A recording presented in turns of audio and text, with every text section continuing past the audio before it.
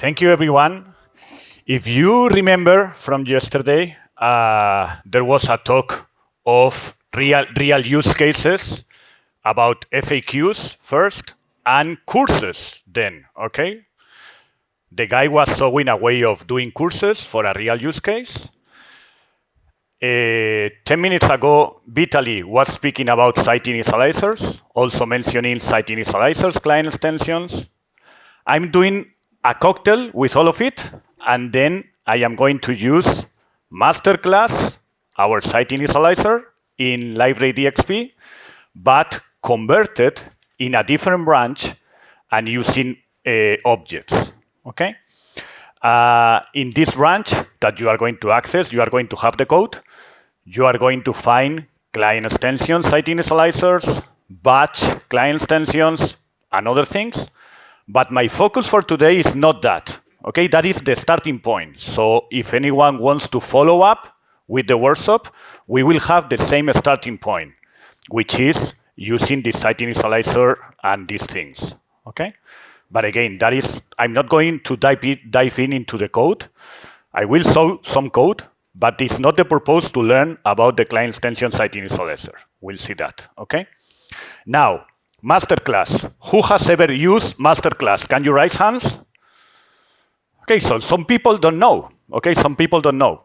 So what is MasterClass? Let me have a site. I think there's a noise, but okay, we can survive. So this is a normal installation of Liferay. Okay, normal installation. If anyone wants to follow the workshop, what you need is to have our 2024 Q3 installed, or GA U125, so the latest one, okay? If you want to follow the workshop, I need you to stop that Liferay, to stop it, because we are going to add one property, okay? Now let me follow up. So I'm gonna log in as an admin user here. I never use test, okay? And I already, as you know, or some people were saying have never seen it. So if you go to sites in a normal Liferay installation, this is Q3, but this is here since many versions ago. I can click on new, and then there is MasterClass, okay? I will create a site using the site initializer concept that Vitaly was explaining us 10 minutes ago. However, I already have one site, just for the sake of time, which is this one. What do I want to highlight from here? This is normal. This is in the product. You just click and you get a very good CMS example, just a CMS example. You can see that you have a homepage with some courses. If I click on a course, I am given a detailed page here, information, modules. There's also teachers, okay?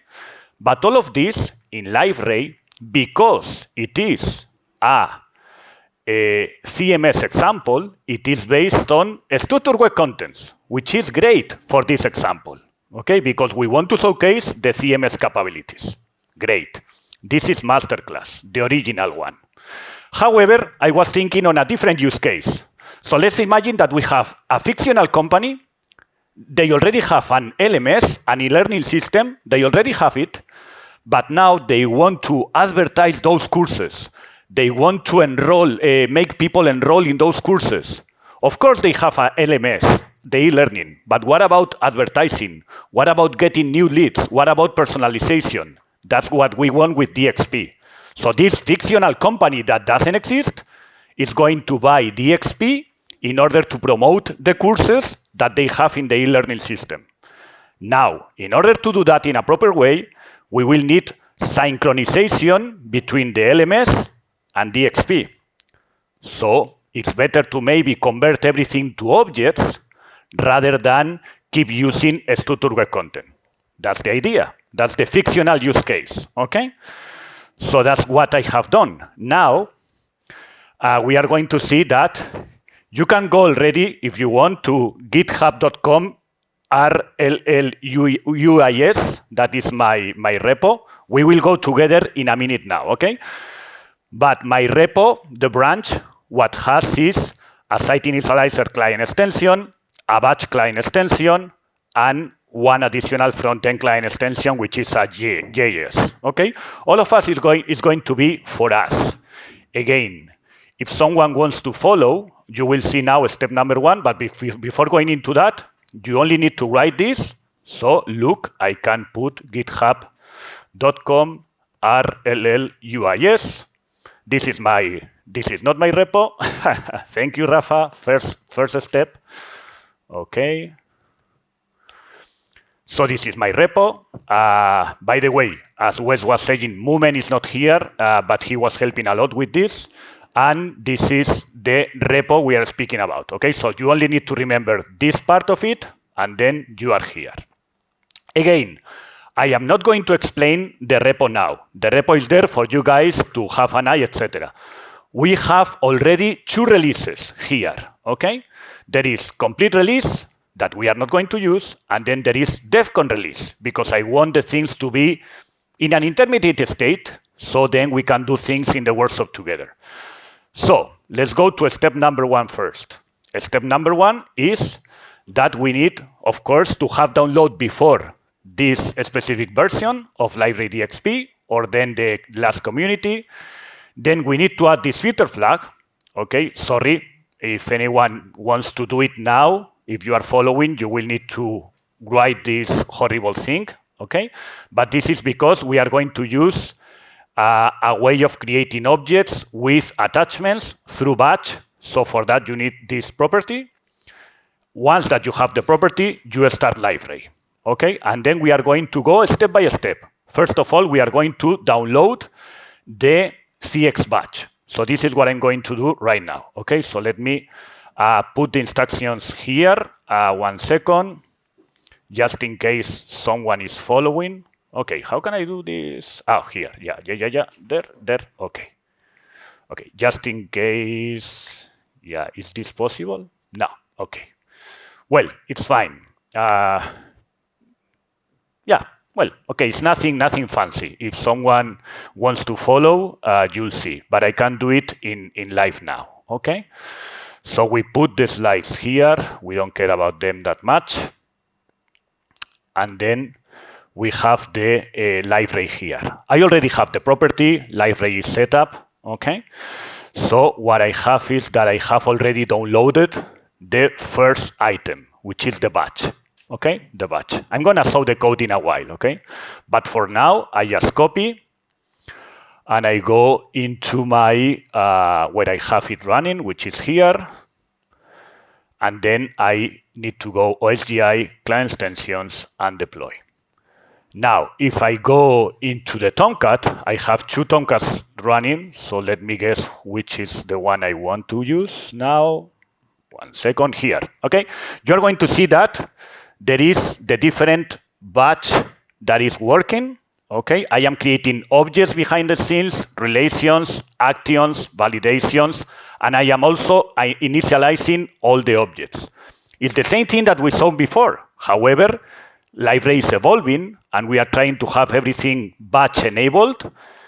The JSONs in the end are more or less the same, but if everything goes through batch, that's easier and better than the current site initializer. The current site initializer is going to be there for a while, but we want to have everything batch enabled so we can improve things. Now, it is done. It has started. So if I come back to Liferay, then we are going to discover now that we have certain courses objects here, okay? This is what we want to see. For instance, there is this course object, and it's already initialized with some videos, images, etc. If I go to the slides back again, we can see that this is what we have created, okay? So we have a course. Things at Liferay can be done in 10,000 different ways, okay? This is my personal view. So I have a course, then I need to have modules attached to the course, okay? Module 1, 2, 3. Then I have teachers, there is the relation. I'm always using 1 to n. I could be using n to m. It's just a choice, okay? I'm using 1 to n relations. Then each course has a session, which means like the boot camps. Okay, maybe there is one course front end, but it happens 4 times a year, for instance. Okay, so I am going to be enrolled to a given session of a course, and then I have a relationship with the user. Okay, so as the guy was explaining yesterday, sorry, I forgot the name. Now there is three objects here. Okay, from course enrollment, I need to go to session, I need to go to course. Things are a little bit complicated. That is true. Okay, but we'll follow up. We'll see how it goes. So this is here. This is the picture. But of course, if I go to Liferay and I go to the objects that are here, you can see that there is this. I also created this with the batch. Okay, so we have the folder already, and we have the different objects here. If I click on View in Model Builder, you see that we have the course, then the modules, everything is there. Okay, I mean, I need to move things around, but it's more or less there. Okay, so we have the relations, etc. Again, this is for you guys. Okay, I'm not gonna dig into the code. Just if I go, for instance, into client extensions. Well, sorry, let me go into developer Liferay here, Visual Studio Code, sorry. There is this batch, and everything is more or less, okay, I'm gonna create a batch folder. Well, you just need this at the beginning. This is like a common pattern. Okay, I need to say if it is insert, update. We saw this before, okay, and then what I want to create. Or if it comes to a relationship, well, more or less similar, and then this is the relation. Now, again, the same things, you can export things, and then you are going to create this in few minutes. It's not that you need to write all this, okay? So yeah, mainly, this is basically, you go into the headless, you export your object, you get the things, you copy and paste, and you are more or less done. When it comes to object entries, you can see here that I have all the object entries that I want to initialize. Okay, fine, there we are. So, next step. You were seeing before, this is the instructions, if anyone is following. You were seeing before in MasterClass that there is a home page with some courses. Also in the menu, there is a list of courses, and you go into a course detail. So the typical things, right? We need a list, we click, we go into detail. Okay. Now we only need to install the 2 remaining client extensions, which is a JS that I'm going to show in a minute, and then the Site Initializer client extension. It's just that, okay? These are the 2 steps. Just download from releases, the 2 things that we need. So if I go here, of course, in the code, I go into releases. You guys, if anyone is following, will download these 2 things, okay? These 2 things. There's also instructions. You need to follow this order. We already did this. We are now going with this, and then with this, okay? So this is what I'm doing. I go into Devcon, my folder, where I have everything downloaded already. I copy, I paste. I wait a little bit till it's done. It's gonna say started in a minute. In less than a minute. Okay, yes, there you are. This is a GAS. I'm gonna show it now, and then I go into Site Initializer. This one is harder, of course, because we are going to create many different pages, etc. So we can see that now it's gonna say, okay, let me process it, let me go step by step like the normal Site Initializers, okay? This is a client extension Site Initializer, but behind the scenes is executing the Site Initializer, the same one that we saw before. That's why I'm speaking. The evolution of this is going everything into batch, okay? But as of now, yes, we are executing it, site is created, we are done. Now, what are we using? Again, showing a little bit the code.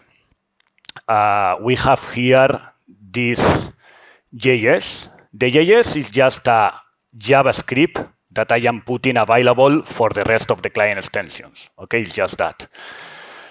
You can see here that is what I have is, this was done by Lluis, our sales engineer that was presenting yesterday, and I took it and I use it. Why? Because if I want to call the headless layer from a fragment, and I want to do a get, or I want to do a post, Then it simplifies my life, and I also have an open toast, so I can inform the user everything was correct or there was a problem. We are going to see this in a second. Okay, so this is the GAs, nothing more. And then, of course, there was the site initializer. Again, I'm not going to show it. It's here with all the things that we need. Now, if I go into the site, where is the site here? Now we have two sites, of course. There is the original one, the one that comes with 7.4, and then there is the new one that we have just created. Okay? So there we are. It's different. It's a little bit different. I was changing it. Okay? As an example, there is a list of courses, and this list of courses comes from the object. There is a collection attached to the object, blah, blah, blah. We are going to see it in a minute. Okay? So I planned to do some exercises together. So exercise number 1, we are going to change the home page. Okay, the home page, we are still using the structured content.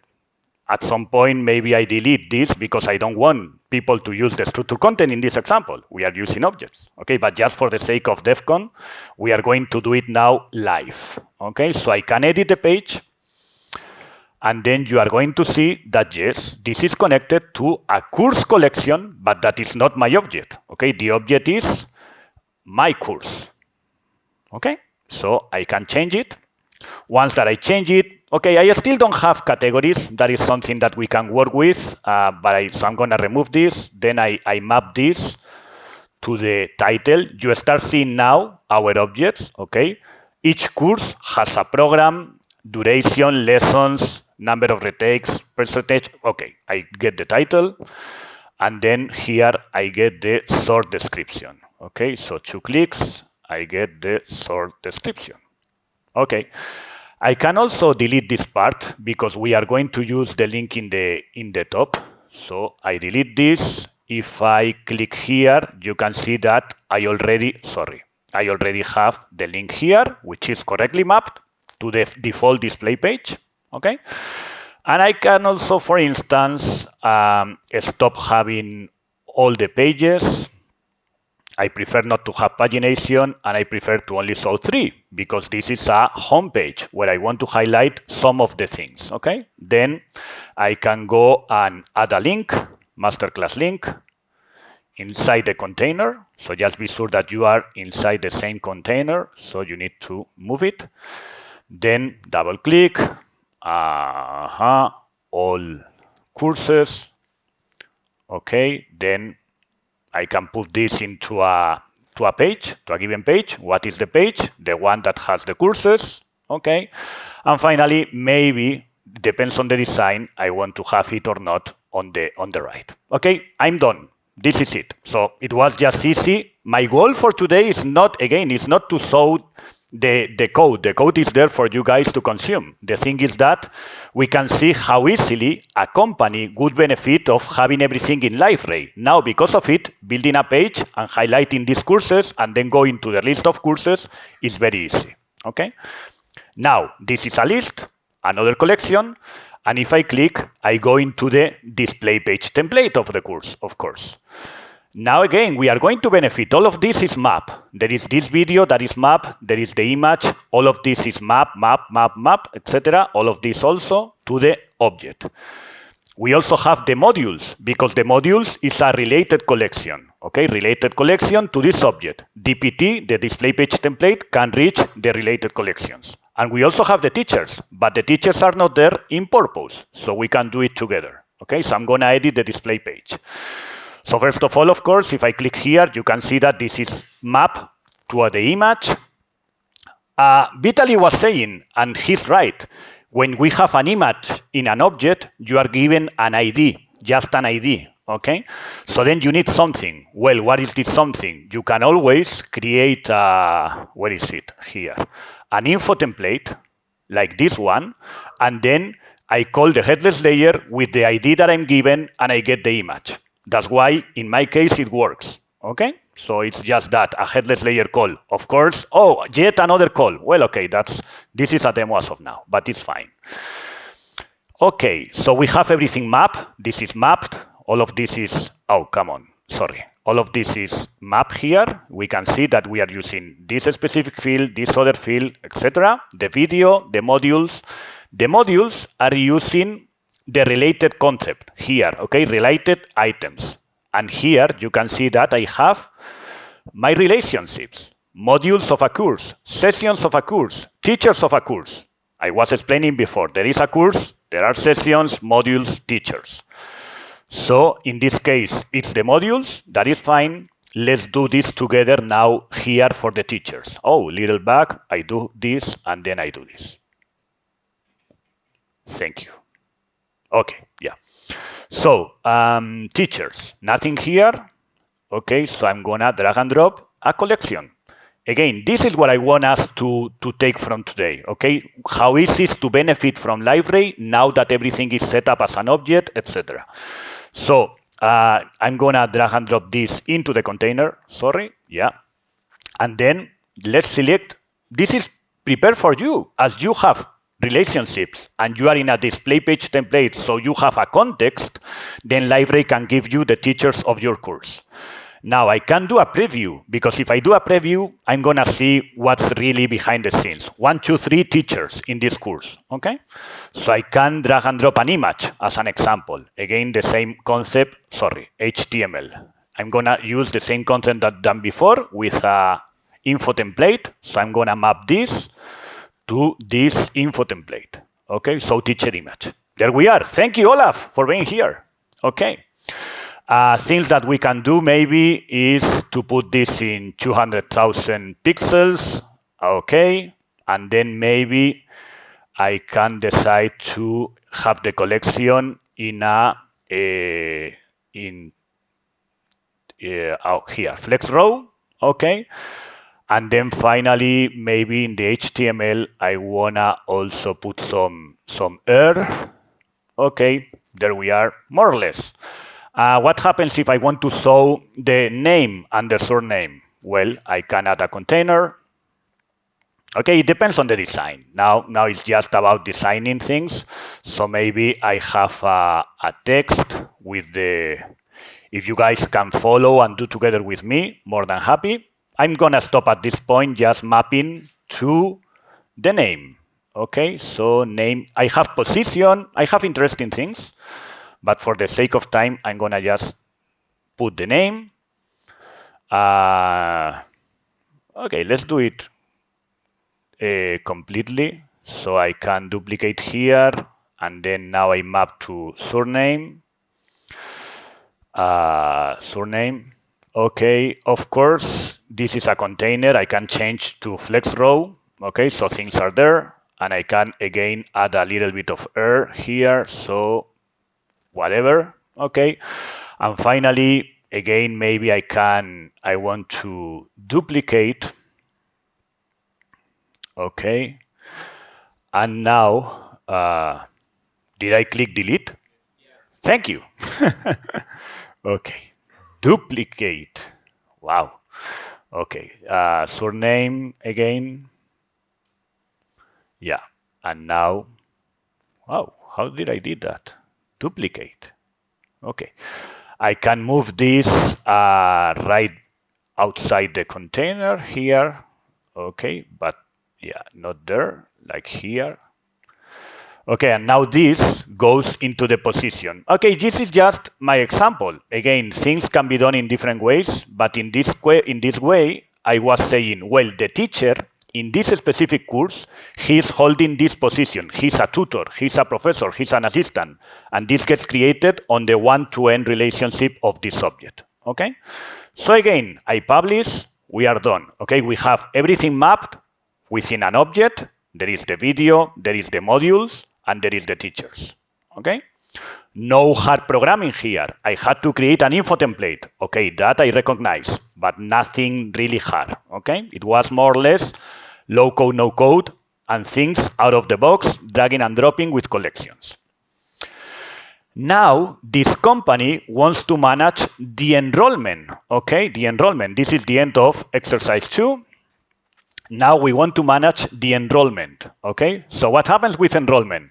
Well, there is many things, but in the end, we have sessions and we want the users to be able to enroll to those sessions.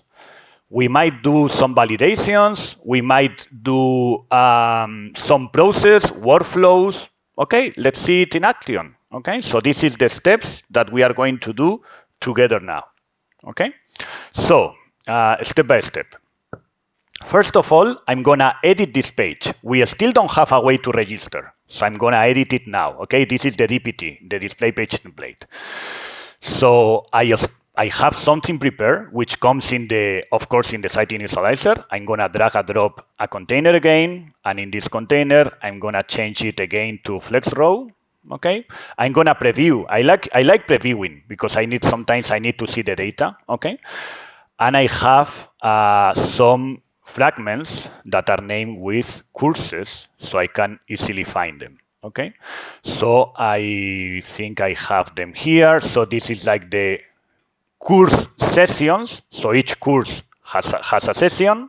Okay, and then there is a button. Okay, I know you guys are thinking, well, what is the code? Yes, I know. I'm gonna explain it now. Okay, but the idea here is that we can register courses. For each course, I put the sessions. Now, of course, that this, you might think it's ugly. It's an ugly look and feel. Is this real or what is this? Well, it's my own look and feel, of course.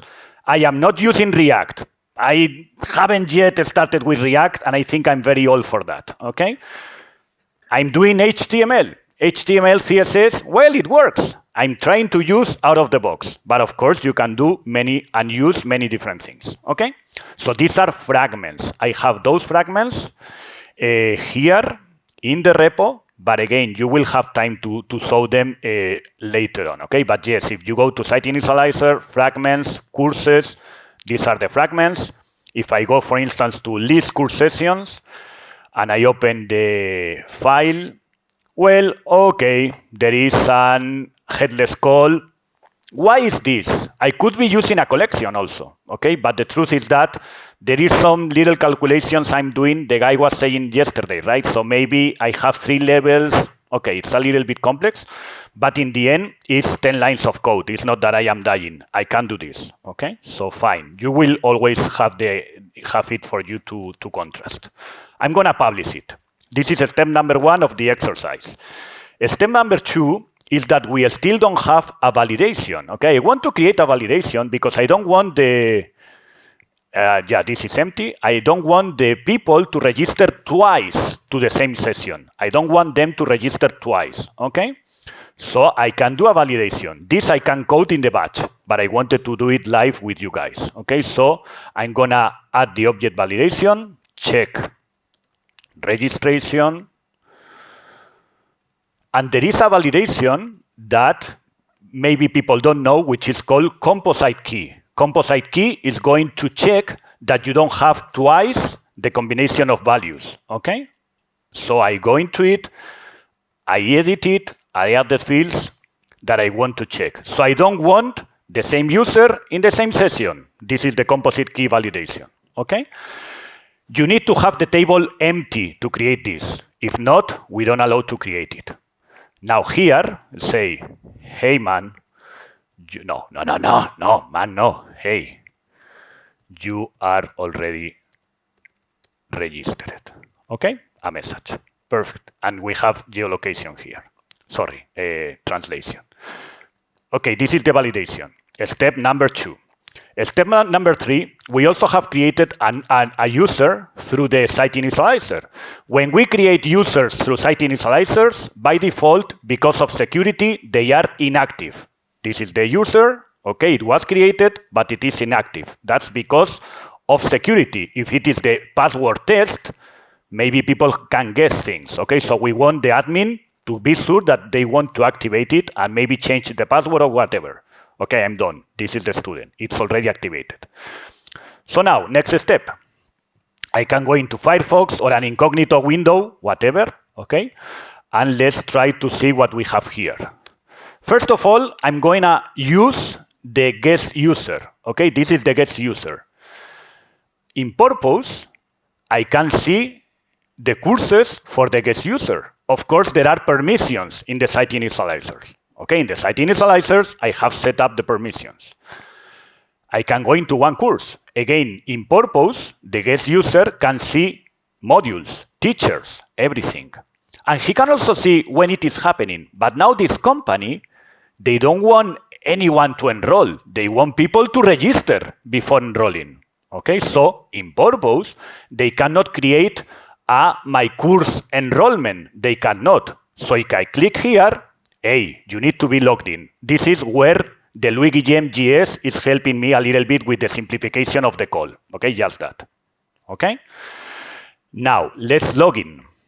Okay, so I can log in. There is a student one, a student. If anyone is following, you will need to change the password the first time. Okay, so me too, because I'm doing this live. I'm gonna put the password that I typically use, for instance, for Liferay installations. It's done. I have disabled the politic, so it's faster. And I go again into courses. And here, now I am logged in. Okay, I'm a student. I can apply for it. And now it's gonna say, okay, you are there. Now, what happens if I apply again? Oh, no, you are already, and the message is the one that I put before. Okay, you are already registered. Okay, so I am controlling this also with the GS and with the little logic that we have. Again, I click here, but I cannot register twice. Okay, fine, we have 2 registrations. Now what happens with notifications? Yesterday, there were notifications, emails, of course. Depending on the example, it depends, okay?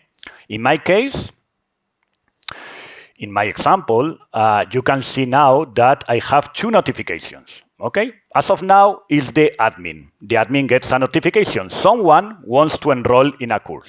Okay, who is that someone? Student 1. Okay, and then we have this status. It's a status field in the object. I am not managing this with workflows. I have one status field, one state field, right? Which is enrollment status.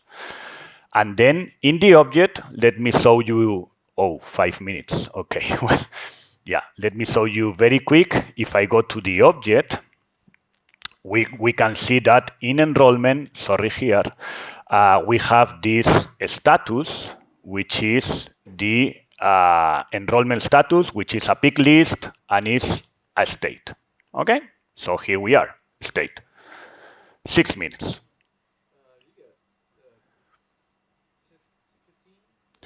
Great, 15 minutes. Okay, so yeah, it's there. Objects. You know the things in objects, right? So I'm not gonna deep dive. Okay. So now I'm gonna move to the next step, which is, as an admin, I'm gonna approve that this guy goes into the course. I need to decide, okay, do I have enough room? This depends on the specific use case, okay? Let's say that yes, I approve he's coming to the course, okay? I'm done. Now what happens? I am also going to send in this installation that I have, in your installation you don't have it, but in this installation that I have already set up an email, okay? So you can see that in this email I have also a new email telling me that you are enrolled now. So now the admin approves the enrollment, the student gets an email. Okay, it could also be a notification in Liferay, but I thought, well, it's better to send an email, right? So we are sending the email. So what happens? We have, by the way, there is a minimal bugs here. I'm mixing the HTML, but we can see it now. So we have the notifications, okay? Now that I am in objects, we can see that there is all these actions that I have here. These are for moving the things around. So we have standalone actions. And then we have notifications, okay? When it comes to notifications for students, we are using this template that is here, email. That's why an email is arriving, okay? And then there is the email sender. This is automatically, so it's gonna take the email address from the user enrollment, etc. If you have an eye here below, the thing is that when you select in the latest versions, when you select, in my case, my course enrollment, you can see that nowadays you can reach the relations. Okay, so I can at least reach the things of a session, like the title, and I can also reach the email, which is somewhere here. No, this is the author. Okay, so this is the, I'm lost. Email address. Yeah, so the user that has enrolled, this is the email address. That was not possible before. Okay, but since the last version, it is possible, or maybe 2 versions ago. That's why I can do this here. Okay? Nothing fancy. It is there. But for instance, one limitation. I am not able to reach the name of the course. I can reach the title of the session, which in purpose I created a text representing the dates, or 2nd week of November, something like that. But I cannot reach the other because it's 3 levels up. So, well, that's a limitation, okay? Just for us to know. Okay, great. So we have the notification. Things are working, okay? Now, let me go back into slides. Okay, so we have verified. We have at the compose key, drag and drop the registration button with the combo, activated the student, and we have seen together the notifications. Next step. Okay, so the admins have said you are allowed to go to the course. But what happens if maybe, again, this is an example, okay, that Mumen and myself were thinking about. What happens if some days have passed by between you ask to go to the course and now you are enrolled in the course? What happens if you finally are ill? You cannot go.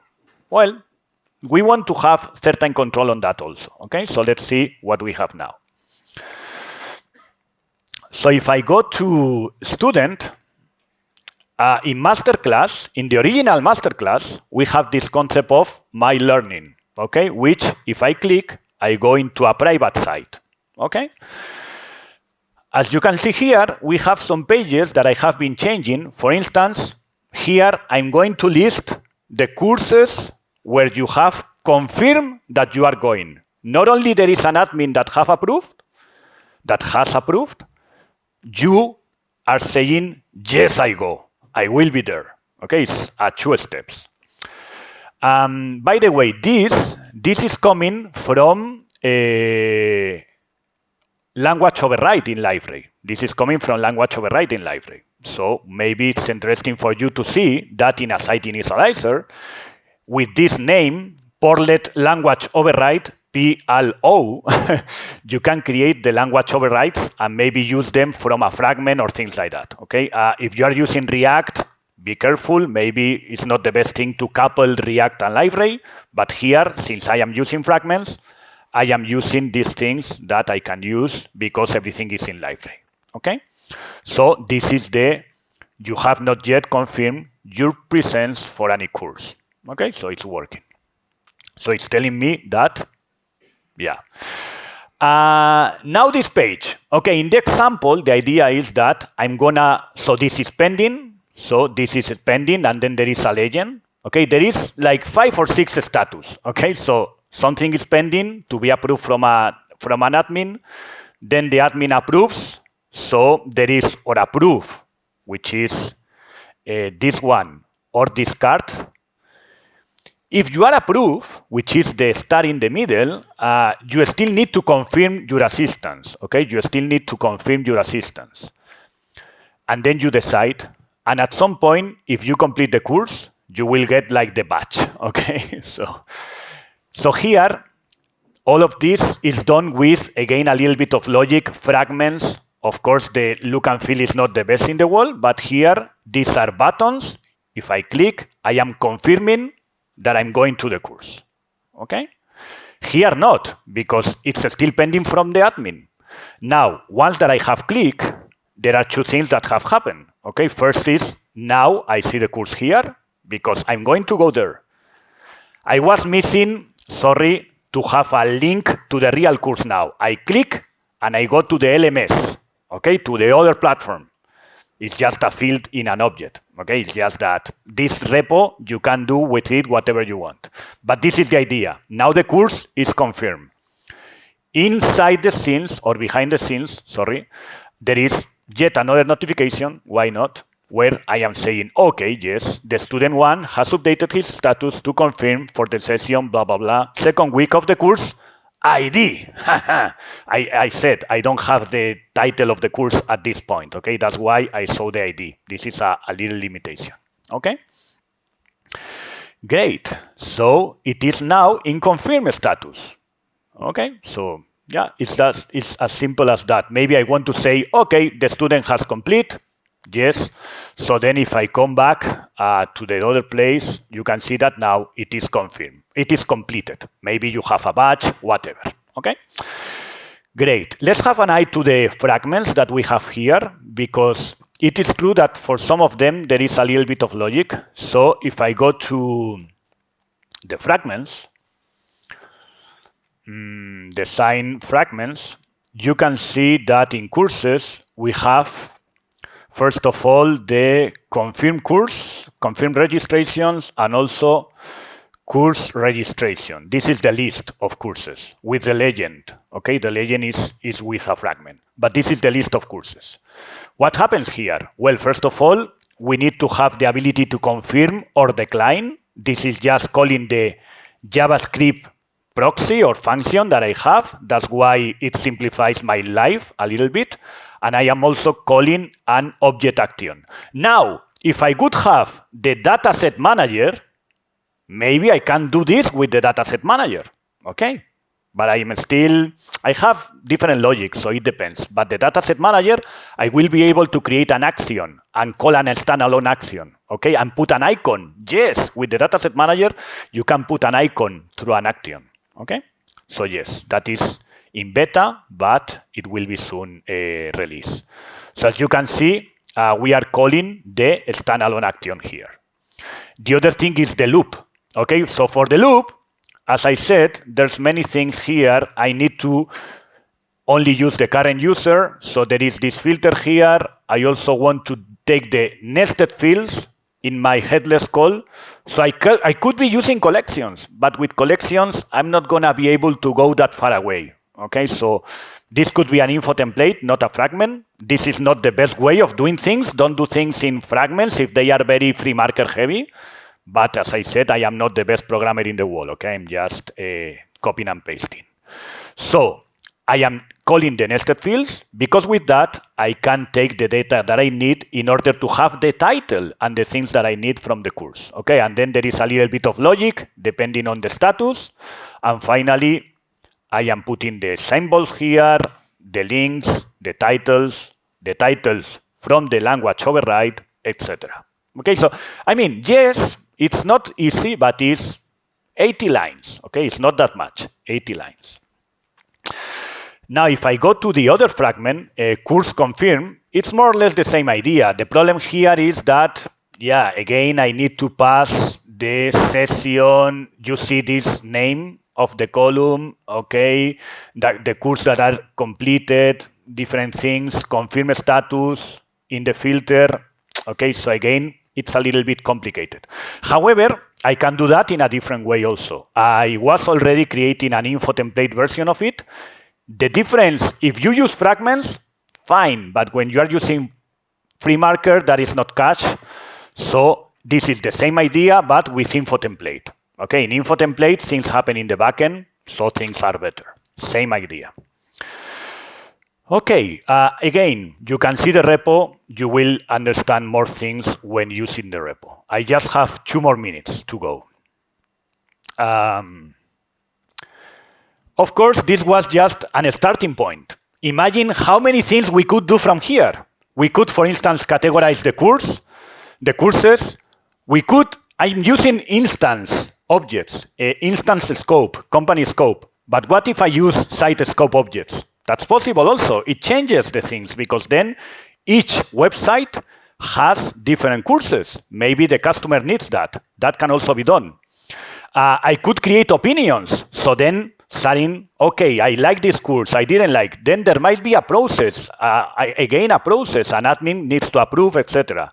maximum number of alumni per course. Now this is happening outside of Liferay, but maybe I want the logic in Liferay. Okay, how many people are there? Do I want to decrease client extension validations? It's going to help me with that. Geolocation. As we are converting, yesterday we said that the CMS will be converted in objects. So at some point we will have geolocation for objects. As of now, as we don't have it, I will need to connect to a web content if I want to geolocate, okay? Like the guy saw yesterday. Exams, well, many use cases. Last thing, as an example, I have another installation where I was doing the things at company scope, okay? Company scope. This is not the site, it's web MasterClass, yeah. So this is the same idea, but at company scope. Okay, you see the same things. However, I'm gonna log in.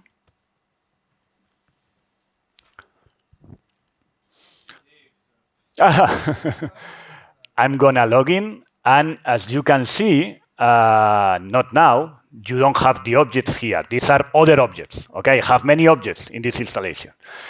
But these objects are site-scoped. Okay, I have them here also in a folder. Come on. Yeah, courses, the same objects, exactly the same, okay? But in this case, I have them at site scope, which means that, for instance, I'm choosing to have the information here. Now, what is the difference? Do you remember that I was saying, advertise the courses, get more leads? I want this fictional company to benefit from DXP, to get more leads, to advertise the courses, to enroll the people more easy. Well, what can we do if we scope the things at site level? We can then create real collections.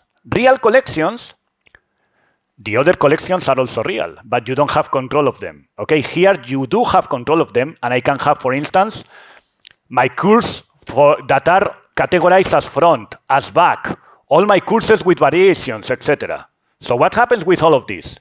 If I go to the homepage, I can show, for instance, that for students that are logging, for students, I have an experience that is going to tell, oh, you are interested in front-end, you told me, with a survey or whatever. So first of all, I show you the front-end courses. I want to cross-sell, okay? Then I show you all the courses. It's just a matter of prioritization, okay? But first, I show you all the front-end courses because you are interested on that. Or maybe for the rest of the wall, if you are not logged in, I show you everything since the very beginning, okay? So you have all courses backend. This is like Netflix, by the way, okay? So you have all courses, backend courses, front-end courses. So you are being able to advertise, to benefit from personalization, collections, fragments, display page templates, info templates, objects, all in one example that you have in the repo. Thank you very much.